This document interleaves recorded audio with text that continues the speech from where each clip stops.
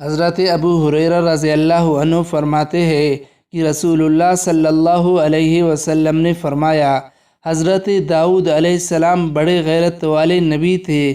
جب گھر سے نکلتے تو گھر کے دروازے بند کر دیے جاتے، پھر واپس آنے تک کوئی شخص ان کے گھر داخل نہ ہو سکتا تھا۔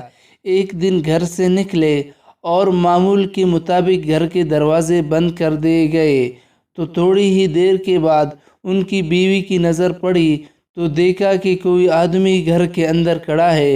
بیوی نے گھر کے لوگوں سے پوچھا، یہ آدمی گھر کے اندر کیسے آ گیا؟ حالانکہ دروازے تو بند ہے، بخدا داؤد علیہ السلام تمہاری خوب بے عزتی کریں گے۔ اتنے میں حضرت داؤد علیہ السلام بھی آ گئے۔ انہوں نے دیکھا کہ ایک آدمی گھر کے اندر کھڑا ہے۔ حضرت داؤد علیہ السلام نے ان سے پوچھا، تم کون ہو؟ اس آدمی نے جواب دیا، میں وہ شخص ہوں جو کسی بادشاہ سے بھی خوف زدہ نہیں ہوتا اور کوئی چیز میرے سامنے رکاوٹ نہیں بن سکتی۔ داؤد علیہ السلام نے فرمایا، تم یقیناً موت کے فرشتے ہو۔ میں اللہ کے حکم کے آگے سر تسلیم خم کرتا ہوں، مرحبا۔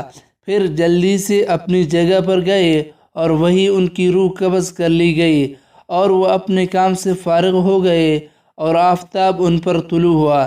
تو حضرت سلیمان علیہ السلام نے پرندوں کو حکم دیا کہ وہ حضرت داؤد علیہ السلام کے جسم مبارک پر سایہ کرے۔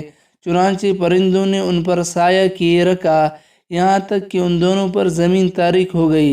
تو حضرت سلیمان علیہ السلام نے ان سے فرمایا، اب تم ایک ایک کر کے اپنے پروں کو بند کر لو۔